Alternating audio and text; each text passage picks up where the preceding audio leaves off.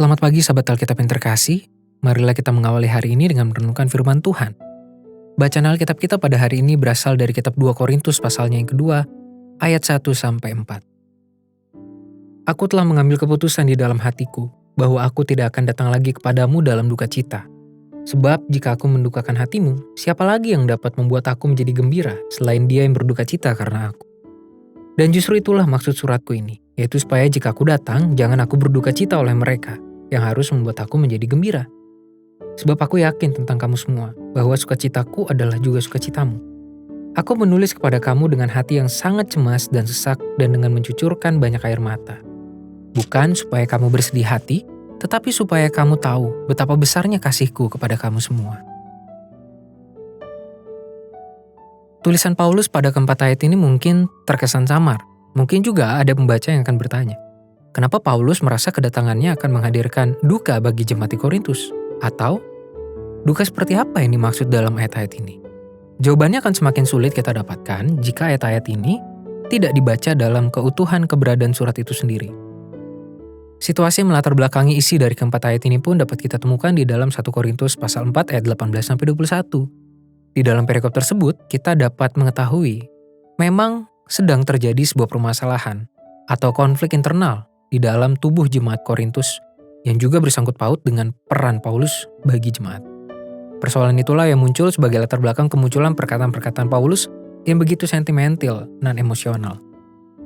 Paulus tidak menginginkan kekacauan yang dialami jemaat Korintus bertahan lama. Bagi Paulus, permasalahan terkait perbedaan cara pandang, bahkan pengajaran yang diberikan oleh beberapa orang yang menolak Paulus di tengah jemaat Korintus, tidak semestinya menimbulkan permasalahan baru yang tidak perlu. Selain itu, melalui perikop ini, Paulus juga semakin memperjelas ketidakhadirannya di Korintus semata-mata hanyalah karena kasihnya yang begitu besar bagi jemaat di Korintus, bukan karena kebencian.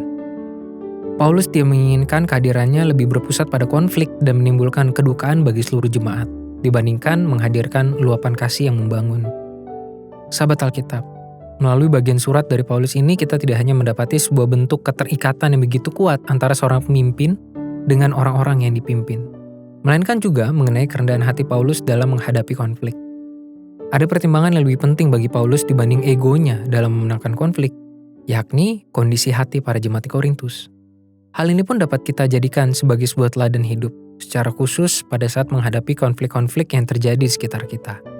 Alangkah baiknya agar kita juga turut mempertimbangkan dampak terhadap orang-orang di sekitar kita sebagai hasil dari tindakan atau keputusan yang kita ambil. Di tengah situasi yang terlalu tidak menyenangkan, seringkali manusia bertindak secara kurang matang yang justru menimbulkan masalah-masalah baru yang tidak semestinya muncul. Oleh sebab itu, diperlukan ketenangan berpikir dan kesediaan untuk mempertimbangkan keberadaan orang lain dalam setiap penanganan masalah demi menghasilkan perubahan situasi hidup yang lebih baik. Marilah kita berdoa. Tuhan, kehidupan kami tentu mengalami dinamika.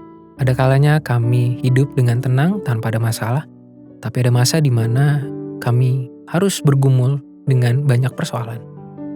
Dan tidak jarang persoalan-persoalan itu juga melibatkan kehadiran orang-orang yang ada di sekitar kami. Tolong kami Tuhan untuk dapat bertindak mengambil keputusan bukan hanya atau lebih tepatnya bahkan bukan untuk memuaskan ego kami. Yang tak sadar maupun tidak sadar, kami ingin menang sendiri.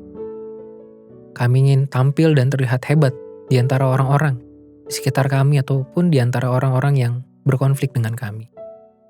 Tolong kami untuk dapat mengambil keputusan dengan selalu memikirkan pengaruh dari setiap tindakan dan keputusan kami tentang apa yang akan kami lakukan bagi orang-orang di sekitar kami. Biarlah kehadiran kami, termasuk di tengah konflik, pergumulan, dan masalah yang kami miliki, yang kami alami, kami hadapi dengan orang lain, itu boleh kami jalani dan kami gunakan sebagai kesempatan untuk menjadi saluran berkat dan kasih Tuhan.